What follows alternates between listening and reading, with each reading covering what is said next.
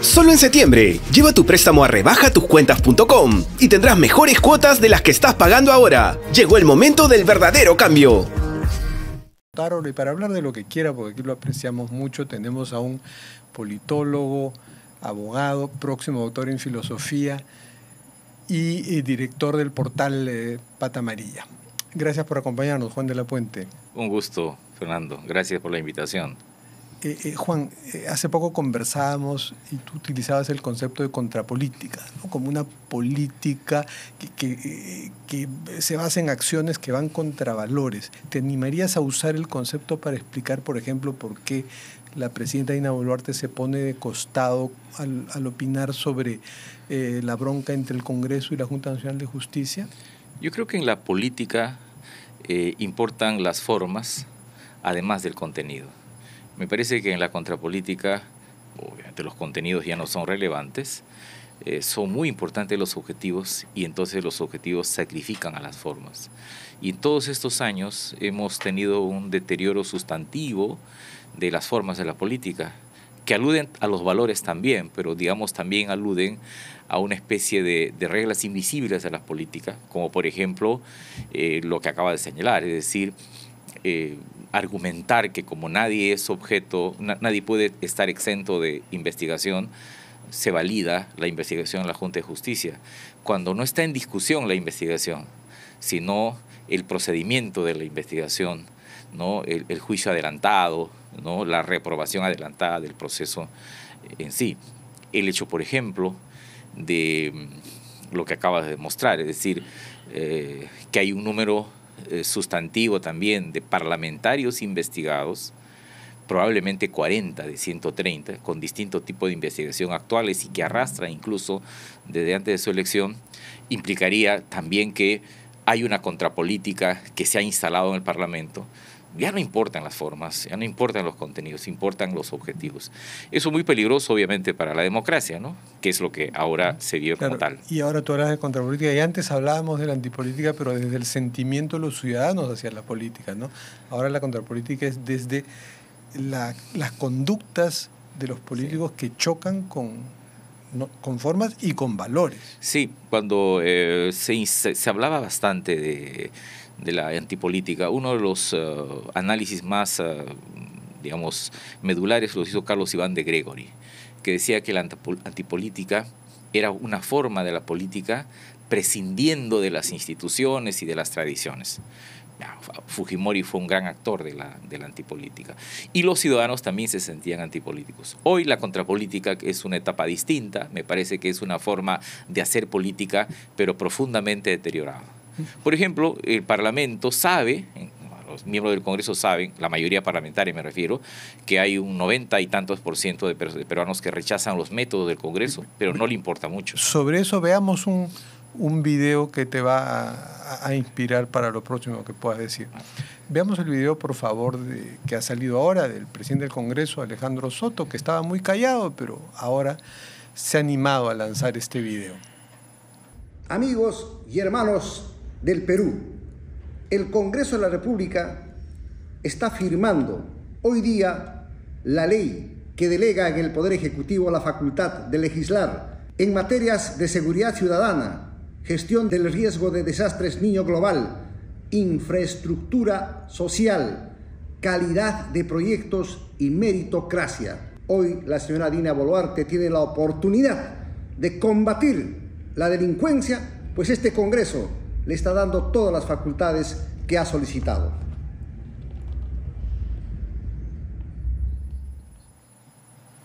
Mira, pues este es un rey de la antipolítica. De la contrapolítica, absolutamente. Yo creo que ahora debemos tener por lo menos unos 100 parlamentarios que no pertenecían al partido por el que llegaron al Parlamento un año antes de las elecciones y que han pasado por distintas tiendas políticas o distintas postulaciones. Es una mayoría calificada. Sumamente calificada. Entonces tenemos un Congreso de independientes. Y en ese volumen de independientes pueden caber discursos como el presidente del Congreso, que se siente honrado de que el Congreso le entregue facultades al Ejecutivo. Eso es más o menos decir, no hemos podido legislar sobre seguridad ciudadana en 2 años, y bueno, lo que hacemos es entregarle facultades al Ejecutivo. No estamos discutiendo si son pertinentes o no. Tenemos ya una historia de gobiernos que han pedido facultades delegadas en materia de seguridad ciudadana y no han funcionado, sino que presenta como un logro lo que es la admisión de un fracaso legislativo, porque siendo la seguridad ciudadana en las encuestas desde hace muchos meses el primer problema de la gente, yo hubiera preferido de que haya plenos sustantivos, ¿no?, continuados para discutir los asuntos de la seguridad ciudadana, si es que llegamos a la conclusión que se necesita para eso leyes. Entonces no entiendo de qué se siente contento se jacta, el señor, ¿no?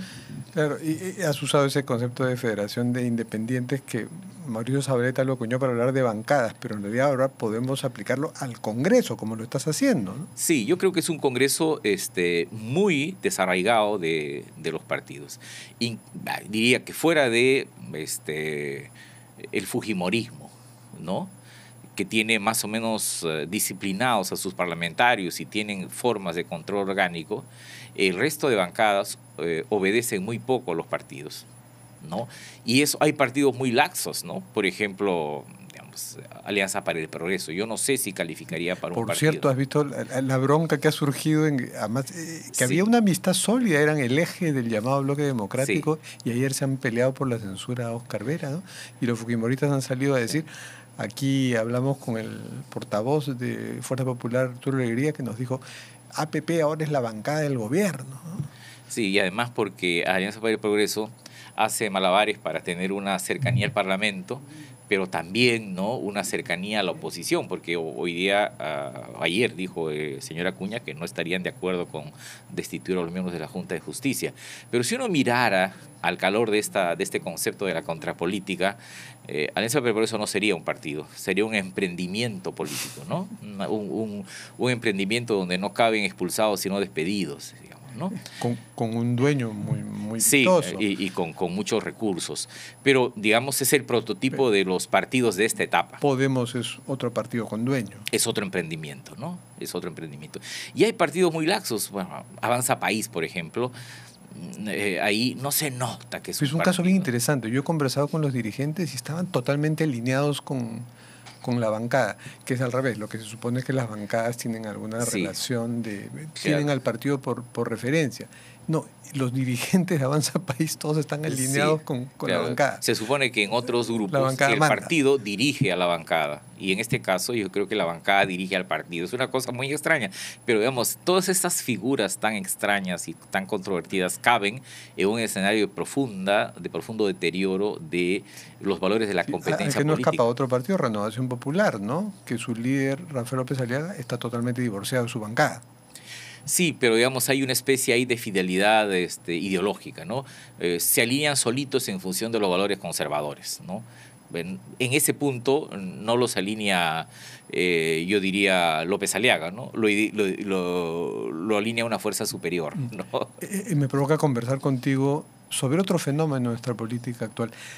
Nuestro presidencialismo está marcado por un hecho que yo no había visto antes, que la presidenta ha delegado bastante poder en Alberto Otárola, es su par. Sí, nunca había visto en época de crisis un presidente del Consejo de Ministros tan empoderado. Es cierto que Jorge Castillo fue un premier con 2 años de cargo, pero Alan García no delegó poder.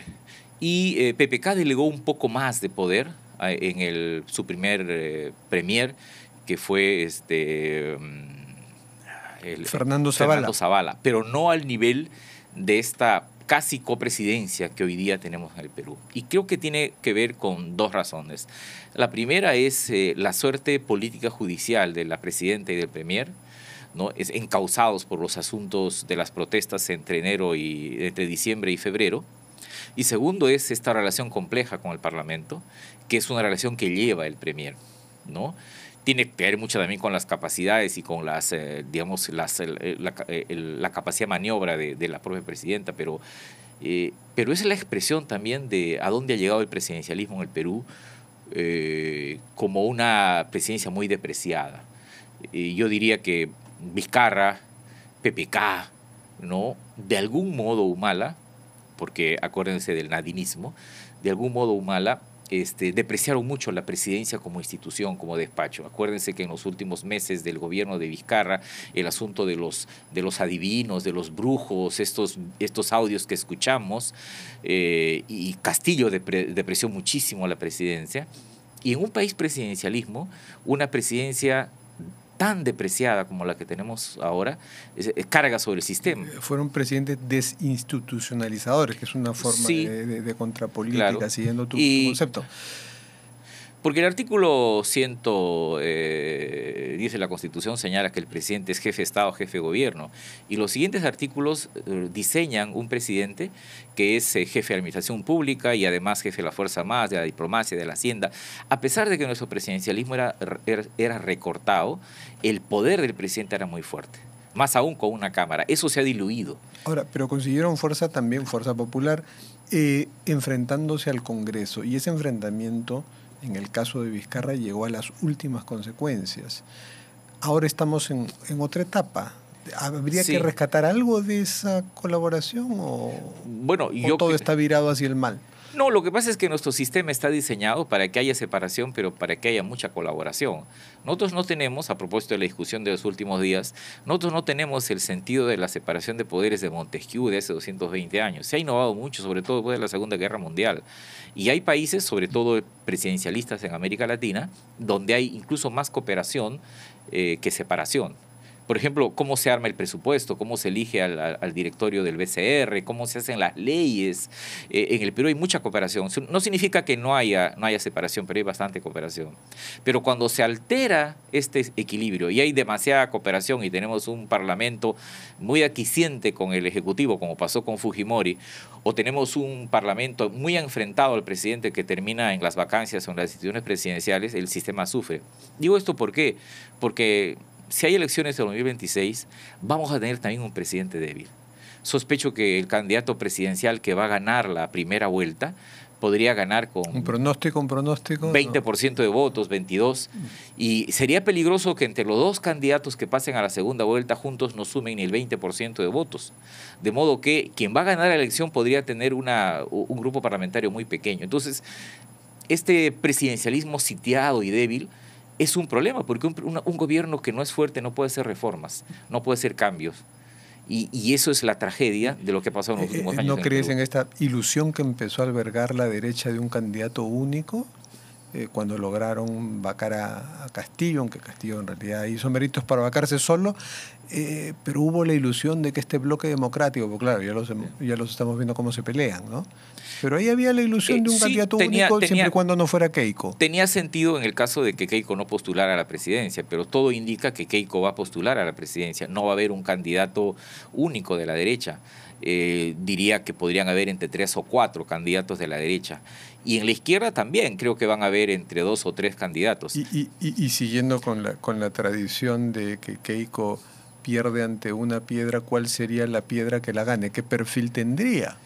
Habría que ver, ¿no? Porque hoy día el sistema político, la élite, la mayoría parlamentaria, los medios de comunicación cercanos al gobierno, los grupos empresariales, se sienten contentos de que no haya elecciones y se está embalsando la crisis. De que no haya adelanto de elecciones. Que no haya adelanto de elecciones. Se embalsa la crisis y el 2026 vamos a tener un desembalse. Y estoy seguro que ese desembalse va a ser por el lado o de la ultraderecha o de la ultraizquierda, salvo que aparezca una candidatura centrista aglutinadora. Milei o una mezcla de Antauro con... Bueno, ¿sabe qué? Nosotros, ahora que se discute el fenómeno de Milei, nosotros hemos ya dado a luz personajes que eran precursores de Milei. Antauro es una especie de Milei andino. Yo diría que, claro, o Milei es en todo caso un Antauro porteño, ¿no? Entonces, no significa que el candidato sea Antauro Humala, que ha caído bastante en las preferencias y se le nota además muy, muy golpeado en términos emocionales.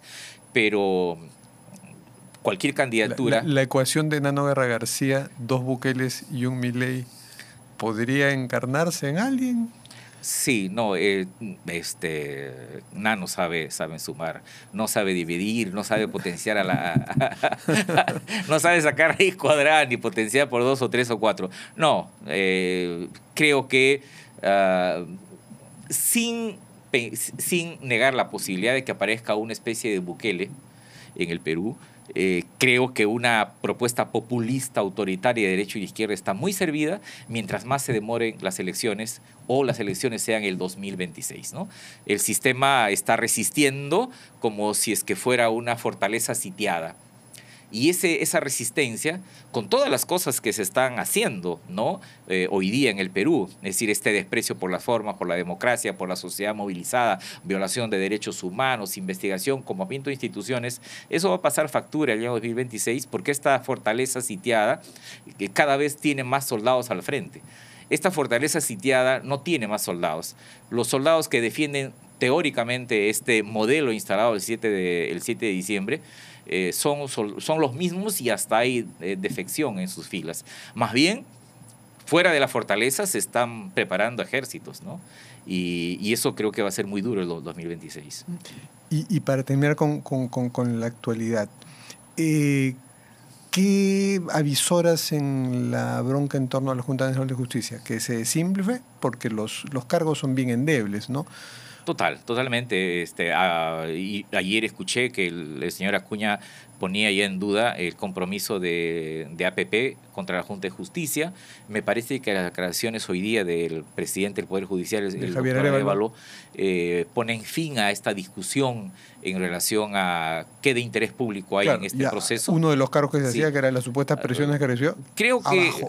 Es cierto que tuvo 84 votos la moción, pero no había en ese momento 87 votos para derribar a la Junta. Hoy hay menos, yo creo que no hay ni 70. Pero sí podría ser que el objetivo no sea derribar a la Junta, sino paralizar el proceso de investigación de la Junta en relación a varios funcionarios públicos, sobre todo a la fiscal de la Nación. Entonces, esta es una batalla todavía larga, pero de lo que aquí queda es una especie de abierta posibilidad de que el Congreso discipline al resto de poderes. Y esto, aunque no lo entienda así el gobierno, termina golpeando mucho al gobierno, que es el que se debilita mucho cada vez que se golpea la institucionalidad del país.